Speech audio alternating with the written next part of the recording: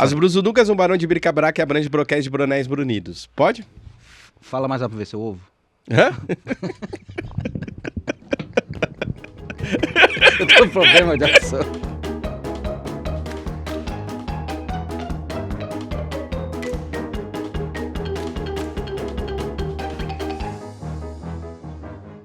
Fala, galera! Começando aqui mais um episódio daqueles muito bons, daqueles que a gente traz assuntos polêmicos ao mesmo tempo interessantes, né? Dúvidas, algumas situações que nos levam a pensar o porquê algumas coisas acontecem. Está no ar mais um Loucos por Varejo. E hoje, mais uma vez aqui com o meu queridíssimo Cleiton. Você sabe que falar que tá no ar te mostra quantos anos você tem, né? É, né? Começa agora, está no ar. É muito Jornal Nacional, É muito né? Jornal Nacional. E aí, estamos aqui, né? Você sabe que no episódio passado eu falei que você ficou doente e não pôde gravar, né? Você falou que eu tava doente. Falei. É mesmo?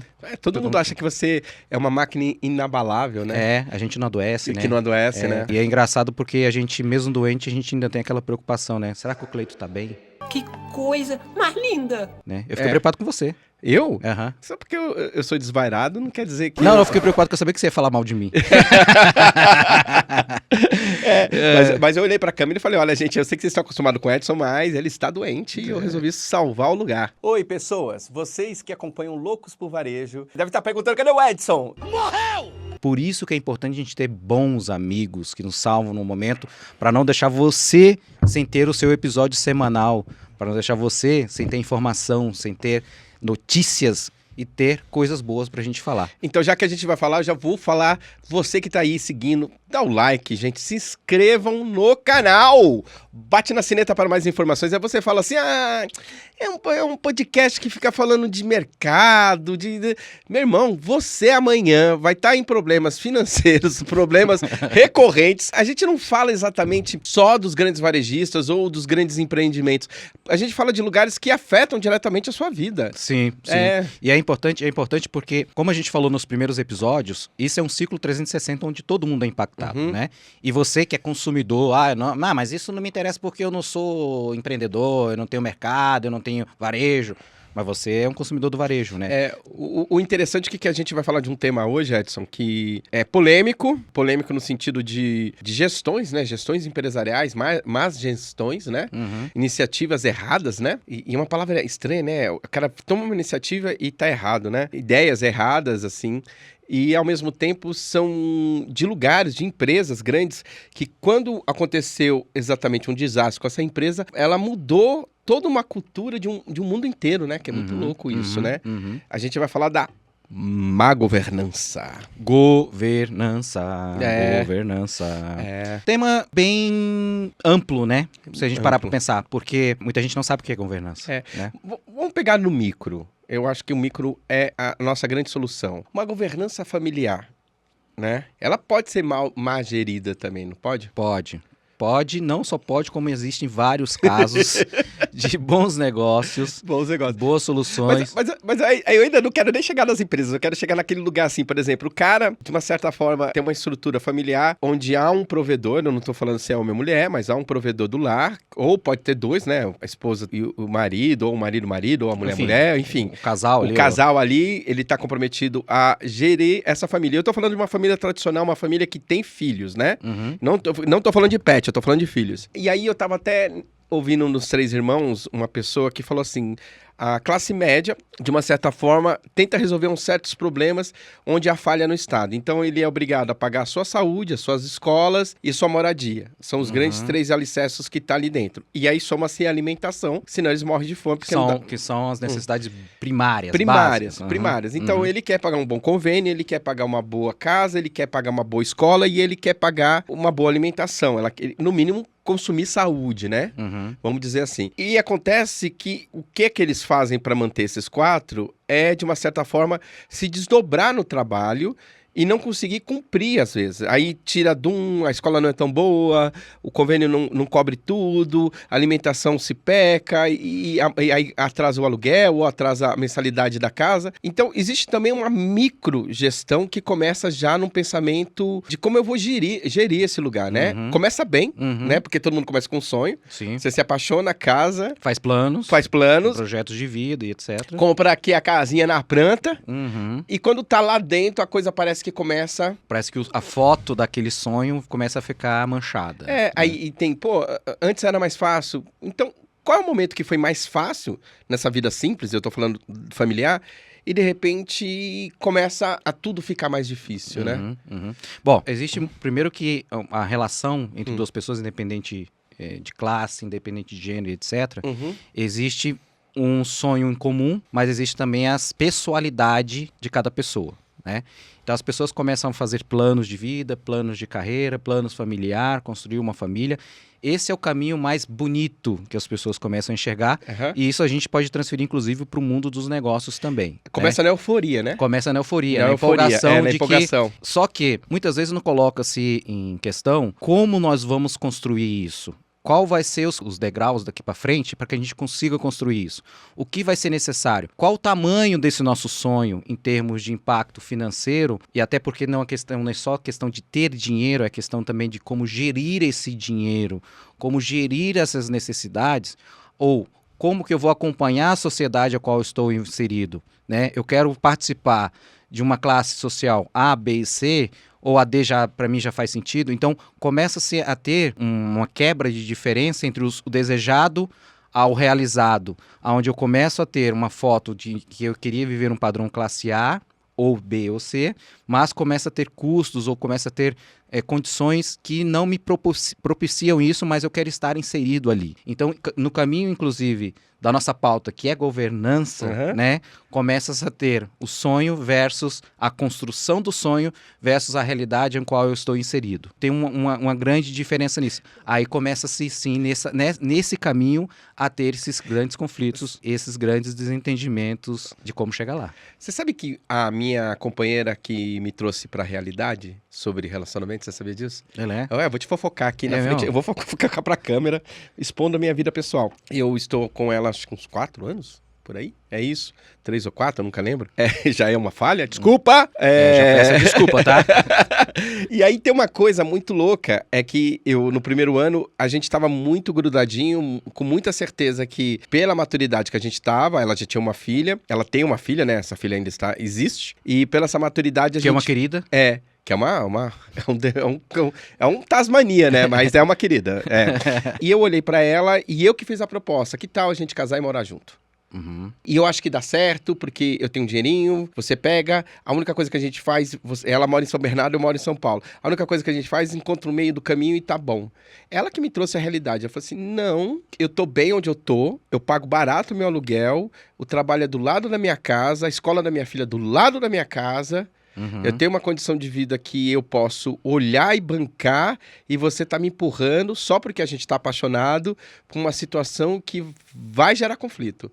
Porque vai ter problemas. Sim. Eu vou ter que me adaptar, vou ter que me desdobrar. E eu falei, não, mas a gente dá um jeito. E ela, como já foi casada, ela falou assim, não, eu não quero mais dar jeito. E ela que me trouxe, sabia? Pé no chão. Pé no chão. E aí então ela pegou esse amor que me pareceu um pouco mais juvenil do que a minha idade poderia competir. Eu já sou um senhor de 40 e poucos anos. Olhou pra mim e falou, porque eu nunca tive vontade de casar, acho que essa foi a única. Olhou pra mim e falou assim, não, dane-se. Você não tem. Não tem. E foi interessante. Até porque vai muito dessa questão que você falou, né? Existe aquele momento da paixão, né? Existe o momento da paixão pela pessoa ou pelo negócio, né? Eu sou apaixonado por esse negócio. Mas a paixão chega a certa forma que ela começa a dar uma cegueira da realidade. Sim. Né? E a cegueira da realidade muitas vezes não nos deixa de enxergar o segundo passo em diante, que é como que aquilo realmente pode acontecer. E eu acho que essa paixão não é só entre dois seres humanos. Quando eu penso nas grandes empresas que lucraram muito e faliram, eu acho que tem muita paixão envolvida também, sim, né? Sim. Porque existe uma visão de cenário de possibilidades, né? E existe uma questão também, que é o tema hoje do nosso episódio, que é governança, né? Governança. E governança nada mais é do que como gerir isso de forma inteligente, otimizada, para que isso se mantenha perene. Porque o grande desafio das empresas hoje e dos relacionamentos é a perenidade. Cheguei num ponto em que eu preciso manter isso. E como que eu mantenho isso diante de diversas adversidades econômicas, sociais, climáticas? E começa a vir um monte de situações em que podem afetar aquele projeto. Né? Então, e é legal, você que nos acompanha está vendo que a gente traz um pouco de situações pessoais, vivências pessoais, para dentro de uma visão de comparativa do mundo dos negócios, né? Que isso que é legal o programa. E aí você que nos acompanha, por isso que é importante seu comentário, aquilo que você diz ali, o que você achou do episódio, porque isso ajuda a gente a contribuir para melhorar até mais, trazer mais informação, trazer mais temas como esses também, que são bem interessantes. Fiquem com a gente que vocês vão ver que legal. Escreva aí, queremos mais fofocas. É isso queremos aí. Mais fofocas. Então, assim, quando eu penso, por exemplo, de uma empresa como a Kodak, né? Você aí, meu jovem, antigamente existia uma coisa que a gente pegava um rolo de filme, era um sais de prata, olha que coisa maluca. Aí você, que interagia com a luz, tem uma tecnologia por trás que eu não vou saber falar, você colocava esse rolo, tirava a foto, rebobinava esse rolo, levava até uma fotótica e só depois de alguns dias você ia saber como saiu essas fotos. Exato. E sempre era uma merda as fotos. Eram 36 ou 12 poses que tinha, né? Sim. Hoje o celular você apaga e tira de novo, Tira né? de novo. Ah lá não, cada clique queimou. Né? Então, existia isso no mercado e quem dominou durante muito tempo, 90% do mercado foi a Kodak. Sim.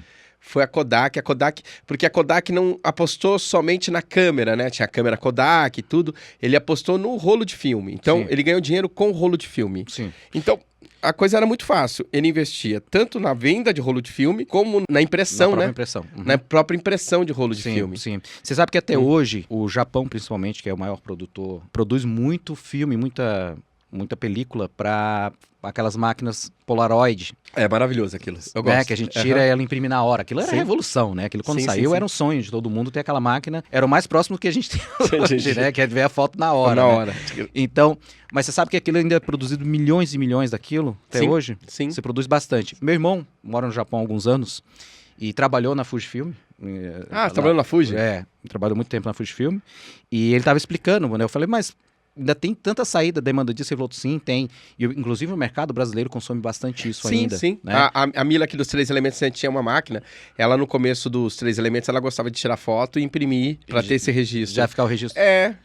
É interessante. Mas o grande consumidor disso hoje é o mercado norte-americano, pelo que meu irmão estava me explicando, porque utiliza-se muito na parte forense, na parte policial. Ah, tá certo. Então, eles, como o crime, o flagrante, aquele crime que aconteceu, eles ainda utilizam para pegar aquela imagem mais próxima do momento do fato que aconteceu. Isso, inclusive, também é utilizado hoje na polícia dentro do Brasil também. Tá? Porque tem uma questão do digital, né? Você pode manipular facilmente. Exato. Então, como ela já sai com registro de hora e tudo, ela sai, vamos dizer assim, registrada, aquela foto, é a foto realmente que vai para os autos dentro de um processo. Enfim, interessante. Então... O interessante também nesse caso, assim, por exemplo, a Kodak, eu dei uma pesquisada, o grande choque dentro da empresa realmente foi a invenção do digital. E é engraçado porque, assim, não foi que... durante muito tempo, me vendeu que a Kodak era contra a câmera digital. E não foi exatamente isso.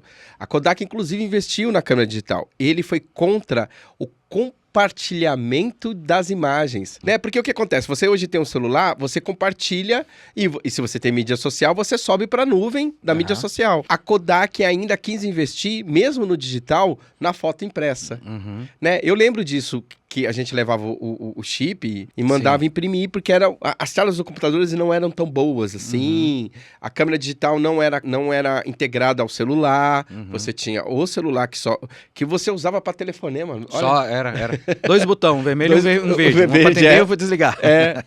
E tinha a câmera digital. Então, o problema da Kodak foi entender que o mercado, ele não estava mais na compra do produto físico, né? Ele estava no compartilhamento digital. Ele estava migrando para o digital. Migrando para o digital. E aí eu fico pensando assim, o que faltou ali, no meu entender, foi um setor de renovação, né? Sim. Algumas empresas, Cleiton, por que muita empresa boa, de produtos bons, né? A gente tem muito casos aí de fenômenos de empresas que a gente marcaram na nossa história, eles perderam o compasso de inovação, né? Ou pensaram em inovação de forma diferente, né? Pensaram em inovação meio imediatista, não em inovação dentro do que uma realidade que o mercado estava acelerando. E não só a questão de inovação, acho que a inovação é um meio, né? Ela é um meio para que algo se renove, para que algo aconteça. Existe um processo de planejamento, existe um processo de entender aonde se quer chegar, como a gente falou no começo aqui, né? Onde eu quero chegar. Mas beleza, essa é a foto onde eu quero chegar. Mas como eu vou chegar? Como eu vou construir essa estrada? Né? Como eu vou recalcular a rota, como um GPS que faz hoje, onde você erra um caminho, ele automaticamente recalcula para você voltar para a rota de novo. Então, muita empresa não se preocupou muito com isso, né? Se preocupou muito com agora, começou a se vender bastante, começou a ter um faturamento considerável, inchou muito a sua infraestrutura, inchou muito o seu quadro de colaboradores e não se renovou, não se inovou. O que aconteceu? O mercado cada vez mais inovador, cada vez mais competitivo. E não é só um parâmetro de renovação tecnológica, é um parâmetro de renovação cultural também, né? De tudo, de acompanhar inclusive as tendências do próprio consumidor, né? Porque assim, o que a revolução digital trouxe no esquema de fotografia? Antigamente a família tinha uma câmera. Eu lembro, por exemplo, de coisas assim, a gente precisa tirar foto. A gente podia pedir para fulano que tem uma câmera emprestar pra gente. Era uma câmera e a gente sempre tinha o tirador de foto oficial. Sempre a gente tinha um tio. Meu sonho era ter. A Kodak fazia muita foto, né? Porque, como a renovação era japonesa, eles tinham sempre a coisa do tio certinho. japonês tirando foto. Tinha esse comercial que era maravilhoso. Todo mundo. Que é a brincadeira, todo mundo tem em casa um tio japonês que tira foto melhor que a gente. Então tinha isso. Hoje em dia, não. Culturalmente, agora, todo mundo tira foto. Todo mundo pega uma tutoria de como tirar foto. E isso, quando uma empresa ela não está preparada, eu sinto que ela não está preparada também para uma revolução cultural. Exato. Né? Exato. E nessa empresa que eu acho que a gente tem que pensar na renovação cultural, acho que tem uma que me pega muito, é a Mesbla. A Mesbla, quem não sabe, a Mesbla foi uma grande CIA, né? Uma grande loja de departamento. Né? Uma loja que vendeu até carro. Virou carro? Vendeu carro. Vendeu carro, não sabia. A Mesbla vendia carro. Você comprava um Opala na Mesbla, se você quisesse. Eu só lembro do Venha para... Como é? Venha agora... Eu não lembro o merchan agora. Não, é o Mapping, esse é o Mapping. Tinha o Mapping. Era o Mapping. O Mapping também era meio Mesbla. Mas eu lembro da Mesbla, que a Mesbla foi essa empresa familiar que cresceu e ali tinha um parâmetro que ganharam-se muito dinheiro, a família enriqueceu e não estou falando que é desonesto, eu estou falando apenas que o é. E de uma certa forma, teve um momento que a família não estava preparada para as mudanças culturais de um país.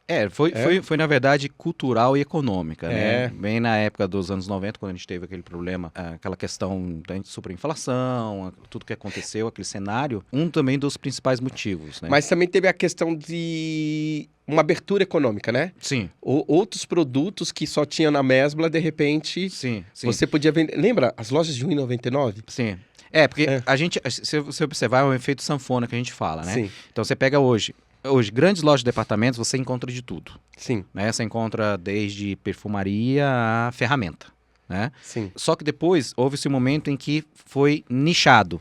Então, ferramentas, a gente falava só de um tipo de fornecedor, um tipo de empresa. Perfumaria era específico de... Então, houve esse efeito sanfona em que as lojas tiveram esses momentos. Um dos grandes fatores da Mesbla também foi a questão de, pelo período econômico que o país estava passando, houve-se, aí por questões de governança, uma questão de visão estratégica. Uma questão familiar, né? Exatamente familiar, isso. Porque entendeu-se que, por estarmos num período de inflação, vamos inchar o nosso estoque para garantir preço. Sim. O que aconteceu? A inflação teve o recuo, aqueles estoques super inchados, e aí você começa a ter um problema grande de fluxo de caixa, né? E que se essa família chamada Mesbla, porque quando eu falo familiar, gente, porque era isso, assim, era uma questão... Era dois nomes, né? É Mes, não sei o quê, e Black era o segundo nome, né? Que eles vieram de fora. Era uma família, e é uma família que não abriu uma gestão, eu acho que não tinha figura do CEO na década de 90, né? Não. Antigamente, até hoje, né? Tem muitas empresas que não profissionalizaram e não trouxeram governança para suas aplicações. Sim. Algumas se sustentaram, ainda se sustentam, porque são operações um pouco mais práticas de gerir, né? Não tem talvez um público um pouco menor, um segmento um pouco mais direcionado. Elas acabam sobrevivendo a isso, mas elas não ganham escala para isso. Elas não ganham performance com relação a isso, né? Porque quando você fala assim, essa coisa, por exemplo, de estoque, se eles estivessem nos anos 70, 80, faria muito sentido, né? Total. Faria muito sentido. Porque o momento econômico permitia isso. Né? Era um Brasil fechado economicamente, não tinha tanta abertura. Uhum.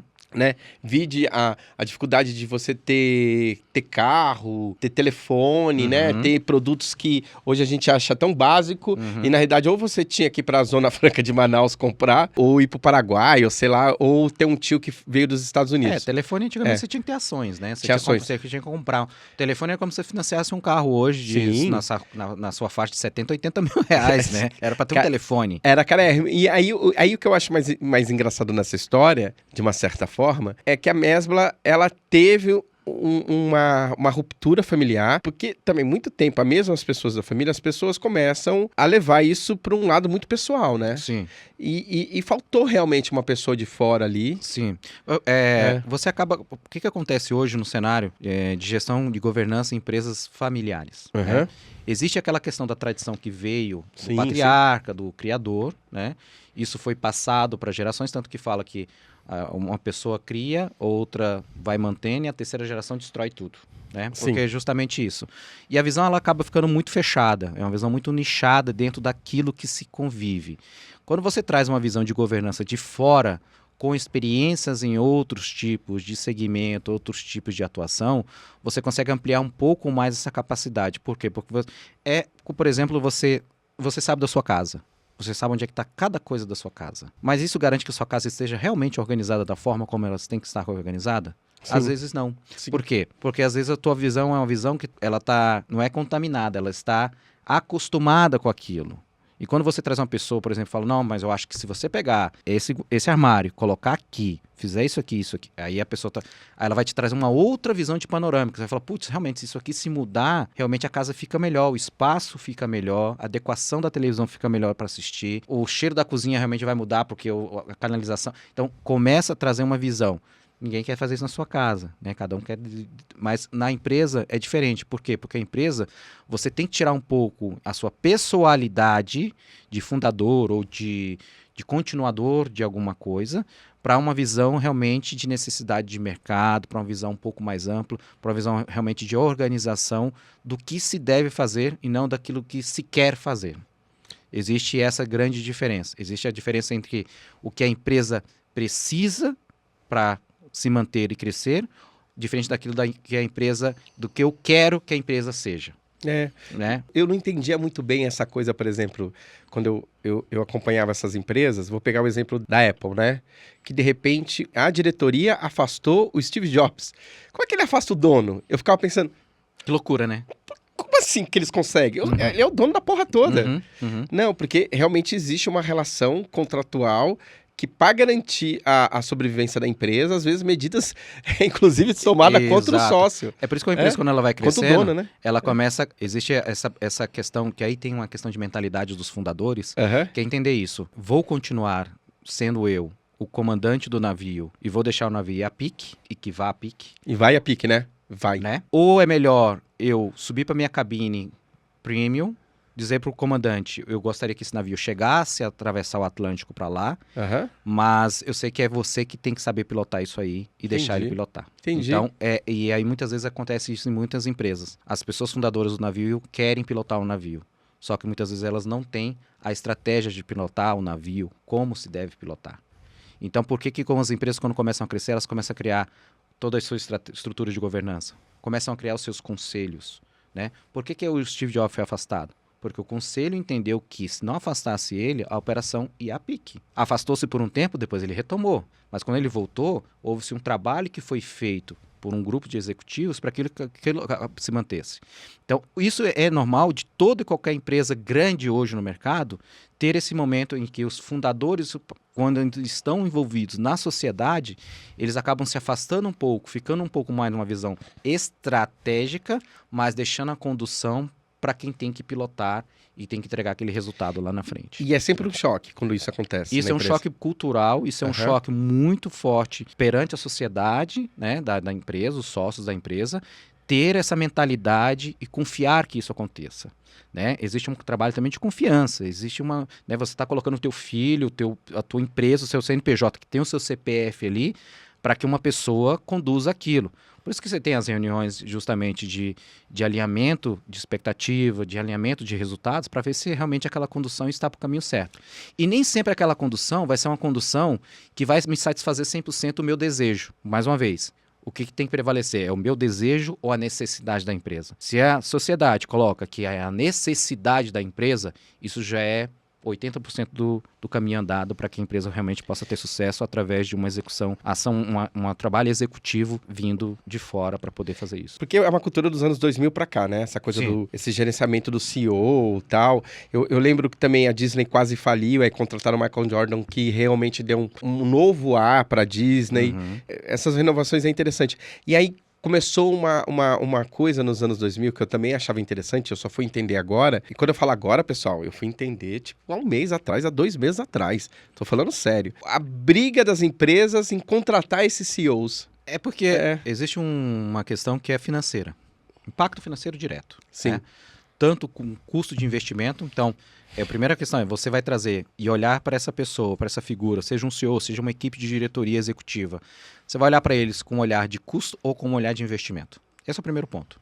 Né? Se você já contrata pensando no que é um custo, já não vai dar muito certo. Entendi. Porque você olha aquilo como um custo, não como um investimento. Mas saber também trazer a pessoa certa também é muito importante, porque tem muitas empresas que colocaram o controle na mão do CEO e que foram realmente a pique. E foram literalmente a pique. É mesmo? É. Teve também uma gestão ruim aí do CEO. Sim. Muito por conta do próprio trabalho executivo do CEO, mas muito também por interferência dos sócios fundadores. Dos sócios, entendi. Aonde o CEO não tinha autonomia delegada, porque quando a gente fala que vai trazer um corpo executivo ou trocar uma operação, a gente tem que entender o seguinte, a gente tem que dar essa responsabilidade, a gente está botando a responsabilidade naquela pessoa, mas a gente tem que também entender que ela precisa espaço para poder trabalhar, para poder entregar o resultado. O que a gente acompanha? Mensalmente, quinzenalmente, a performance dessa gestão. Se não está dando certo, troca-se o CEO, como muitas empresas fazem, conselhos trocam os CEOs também. Mas tem que ter esse espaço também para a pessoa poder atuar e poder fazer o trabalho dela. Porque é interessante isso também, porque então nesse exato momento, assim, por uma questão até profissional, se o CEO sente que não tem esse espaço e não vai conseguir gerir, acho que a melhor solução é ele abandonar também, né? É porque é o seguinte... Porque pode queimar ele pro mercado, né? Existe hoje, por exemplo, você pode pegar uma empresa hoje mega pequena, com 2 funcionários e dizer assim, esse cara é o CEO. Esse cara é o CEO, porque o CEO é uma função. Sim. É uma função. Como você pode pegar uma empresa que fatura 300 bilhões e botar um CEO? Ele vai dizer, esse cara também é um CEO. Então eu tenho os 2 CEOs.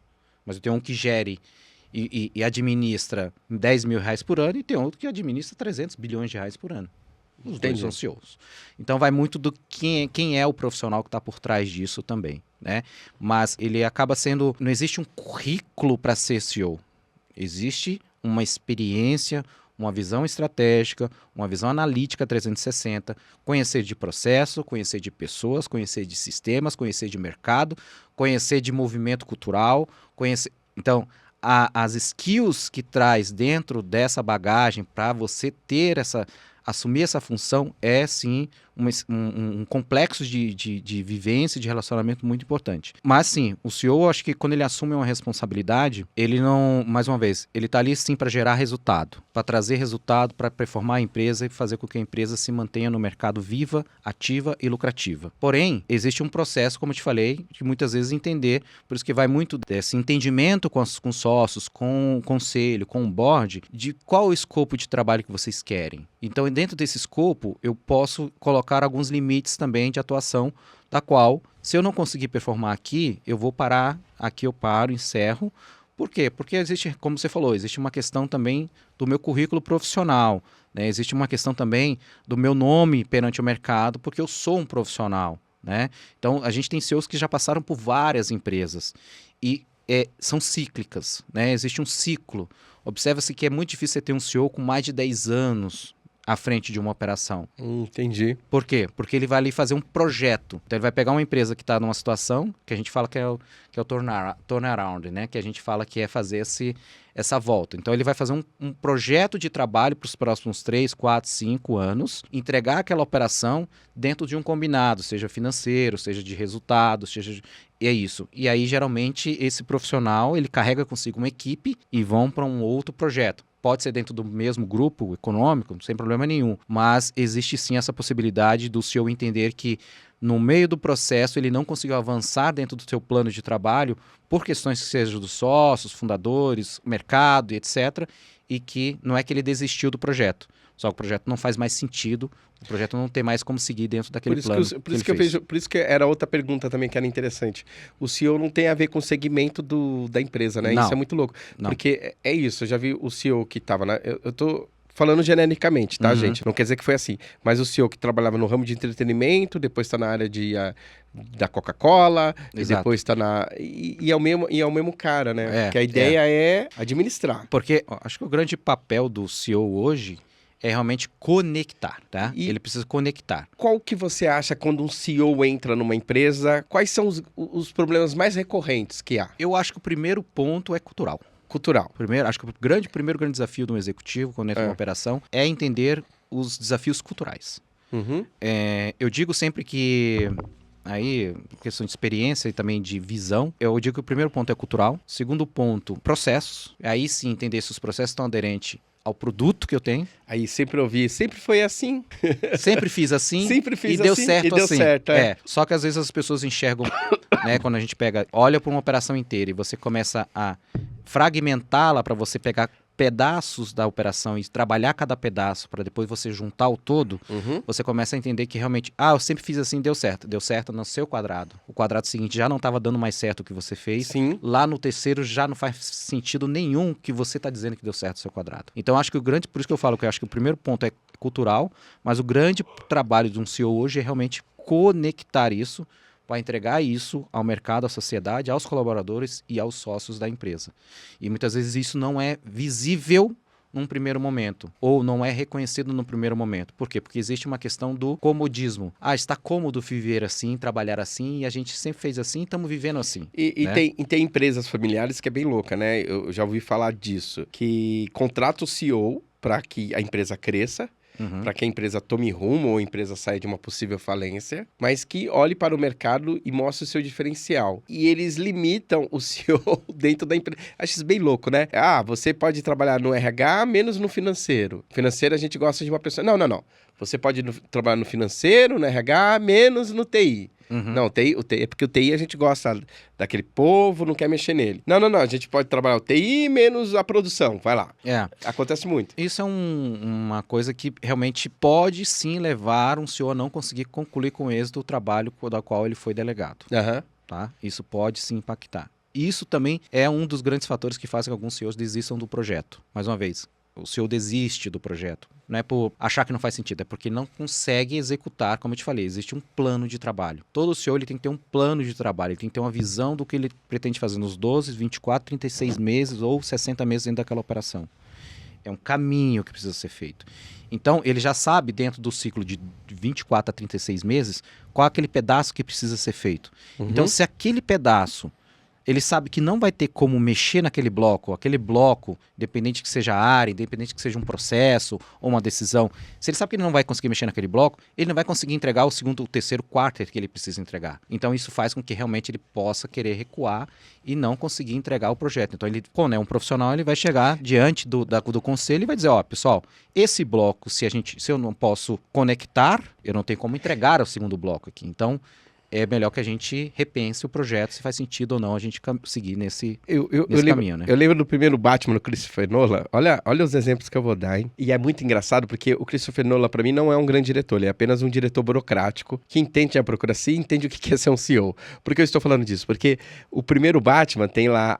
O Batman só encontra aquele personagem que eu esqueci o nome, Christopher Bale, só encontra o personagem do Morgan Freeman porque é um departamento da empresa, Wayne, né? Onde ele não opina, porque existe um CEO, e ele também era um sócio que não estava com a maioria comprada, e ele só consegue aquele departamento onde ele constrói o Bate-Carro e tem a tecnologia que é gerida pelo Morgan Freeman, que é o grande diretor do departamento tecnológico dessa área, que era uma área militarizada, porque o CEO descartou a necessidade dessa área.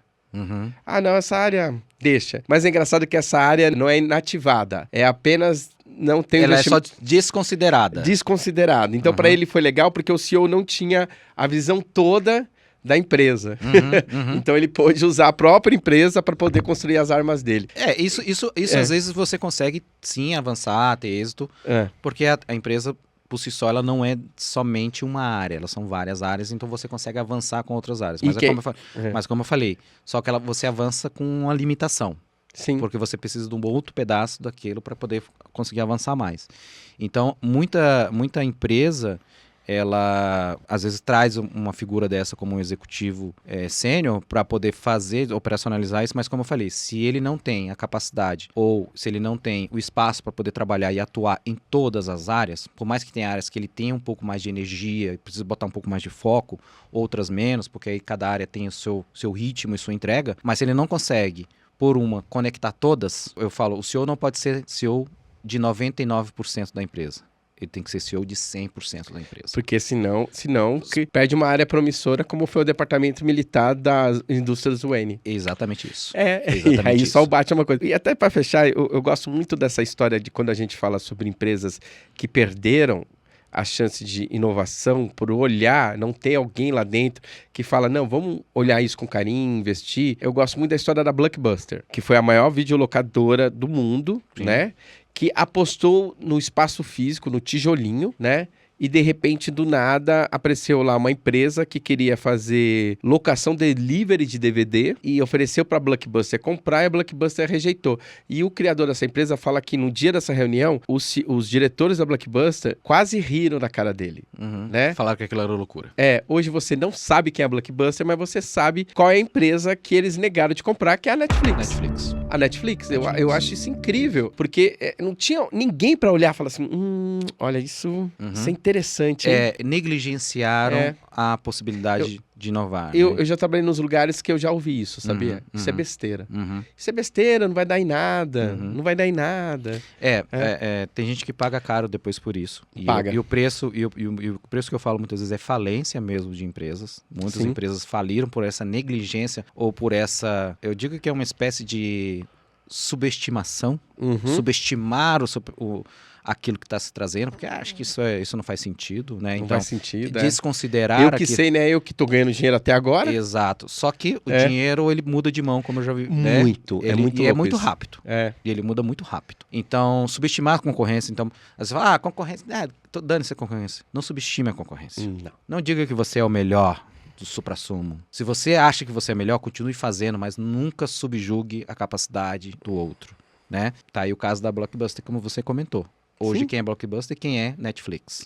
Né? Quantas Blockbuster hoje é Netflix tem capacidade? E foi o que deu pontapé dos streams, né? Exato. Que falou agora que mudou a cara do cinema. Falou, agora você nem sai de casa, você fica aí. Exato. Olha que coisa maluca. Olha a inversão que teve em cima de... Porque achou que era um mercado inatingível. E ninguém me atinge. Eu estou dominando o mercado. Esse mercado de locação é meu.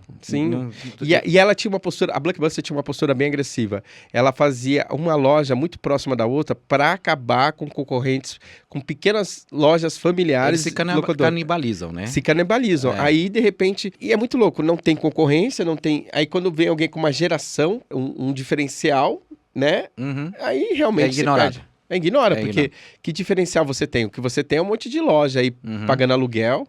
Existe muito essa questão do sonho, daquilo que se não tem nem 1% construído ainda. Ele é meramente um sonho. Agora, o problema é quando você tem um sonho e você bate no peito e diz que aquilo não vai mudar e ninguém vai passar por cima daquilo. Quando você perde essa humildade de reconhecer que você também é frágil e que o dinheiro que está na tua mão amanhã pode não estar, eu acho que isso facilita muito você conseguir caminhar, abrir um pouco mais a possibilidade, ouvir um pouco mais um terceiro, ouvir um pouco mais as sugestões, as críticas que as pessoas estão trazendo, entender o que é realmente a prioridade dentro da sua operação, né? Porque muitas vezes hoje as operações têm uma recorrência, têm uma geração de caixa devido a alguma ação, alguma frente, e acho que aquilo é o suficiente para brincar de inovar. As empresas não podem brincar de inovar. Sim. Inovar é necessário, mas inovar não é playground. Cara, isso é interessante, porque eu já vi isso de perto, assim. A pessoa acha que tem um caixa, geralmente assim, quem tem uma outra possibilidade financeira e tem uma outra empresa, fica brincando com essa empresa mesmo. Existem conglomerados que iniciaram com uma frente, de um vertical de negócio, foram onde se capitalizaram, foram onde tiraram dinheiro para inovar em outros caminhos, né? E ignoraram esse caminho para trás de construção. E esse caminho novo consumiu todo o capital que tinha no caminho inicial. E se esgotou, e se esvaiu. E virou em nada. E a pessoa tentando brincar com uma geração que Então, né? assim, o dinheiro muda de mão. Né? As coisas mudam. Eu digo sempre que a gente não tem que ser frágil, a gente tem que ser posicionado naquilo que a gente tem certeza que pode acontecer. Sim. Mas a gente não pode subestimar a capacidade do mercado, da concorrência e dos outros seres humanos. Sim. Né? Porque isso muda. Sim. Muda. Tá aí os casos Mesbla, tá aí o caso Blackbuster, e aí centenas de outros casos de empresas que subestimaram o mercado, subestimaram a concorrência, se sentiram o dono da verdade. O próprio Titanic, né? Titanic, né? Ninguém afunda essa porra. Ninguém afunda, né? Virou em nada. Quer dizer, quando o ego ultrapassa o limite da razão e da humildade, é naufrágio. Isso tanto na questão pessoal como familiar e empresarial. Então, as pessoas têm que cuidar um pouco disso. Então, como a gente colocou, acho que governança ela começa dentro de casa. Ela começa a partir do momento em que eu reconheço que eu preciso me organizar. Eu preciso ter uma pessoa que eu possa compartilhar. Imagine se dentro da minha casa eu fizesse ou fizesse tudo que me desse na telha e não tivesse a minha sócia hoje que me balizasse. Como você colocou, se você agisse pela sua emoção, talvez você não estaria mais hoje com sua companheira. Não estaria. Não, com certeza não. Né? Então, com certeza não. Por que é importante a gente ouvir e saber que a gente não é dono da razão? Porque é isso que nos leva a ir à frente, isso que nos leva a saber que a gente é limitado e que a gente se complementa nesse processo.